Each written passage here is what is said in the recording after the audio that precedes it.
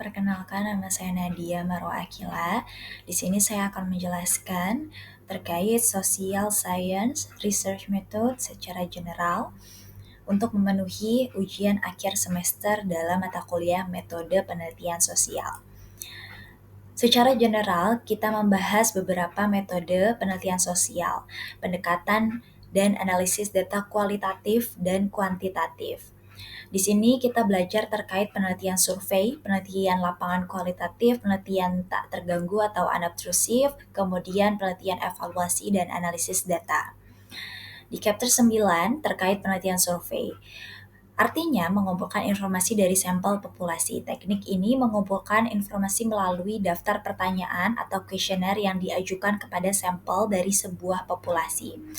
Tujuannya deskripsi, kemudian explanatory, dan exploratory.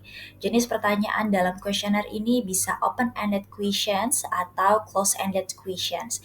Pedoman yang penting untuk pembuatan pertanyaan yang diajukan yaitu menggunakan bahasa yang jelas dan dimengerti, menghindari pertanyaan ganda, responden harus kompeten dan bersedia untuk menjawab, serta pertanyaan harus relevan, singkat, dan juga netral.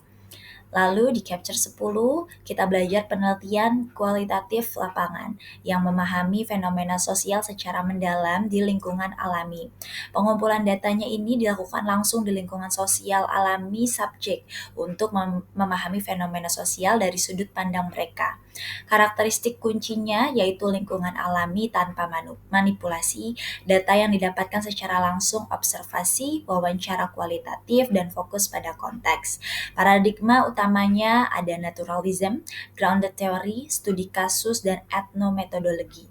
Etika dalam penelitian lapangan ini menghormati hak asasi manusia, partisipasi sukarela, serta menjaga kerahasiaan dan anonimitas responden.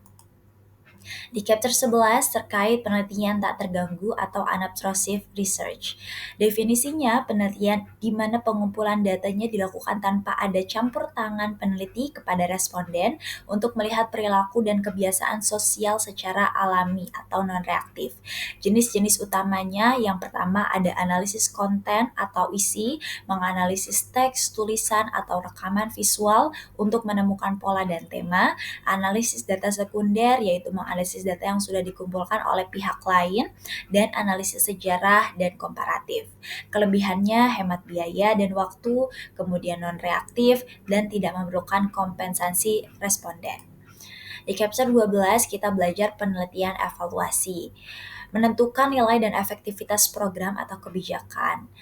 Definisinya penelitian sistematis untuk menentukan nilai, manfaat, atau efektivitas suatu program, tindakan, atau kebijakan yang telah ditetapkan.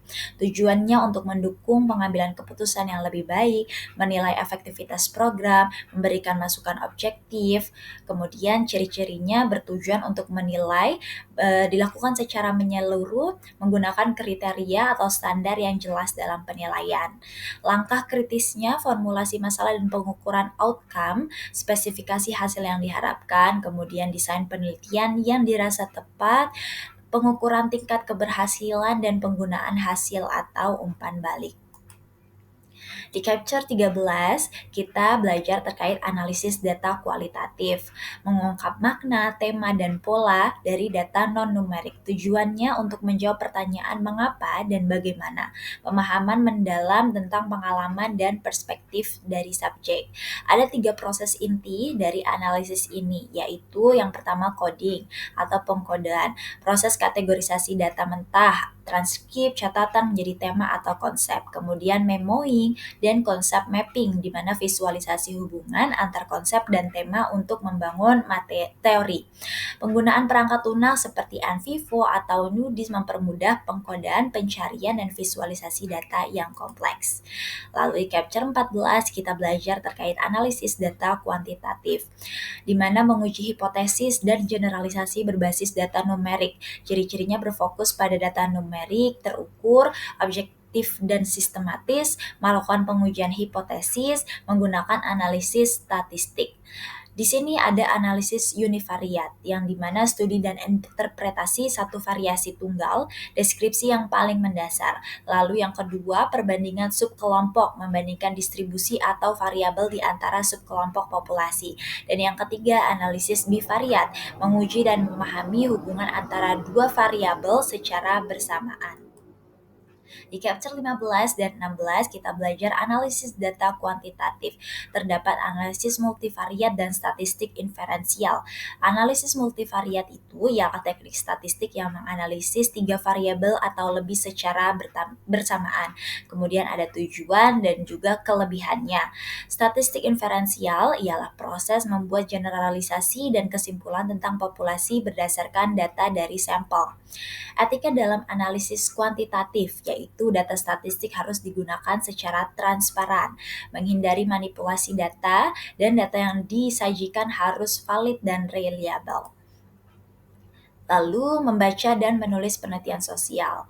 Tujuan utamanya menjawab permasalahan sosial yang muncul di dalam masyarakat, memahami fenomena sosial, mengembangkan ilmu pengetahuan, dan evaluasi program dan kebijakan. Proses sistematisnya merumuskan masalah, mempelajari tinjauan, merancang kerangka, mengumpulkan data, dan menganalisis data. Membaca dan menulis penelitian sosial, prinsipnya gunakan bahasa yang jelas, sajikan data dengan alat bantu visual, setiap argumen harus disertai dengan bukti empiris, dan manfaatnya memberikan pemahaman ilmiah, lalu mendorong sikap kritis, memberikan wawasan, dan juga meningkatkan kualitas hidup masyarakat melalui solusi konkret.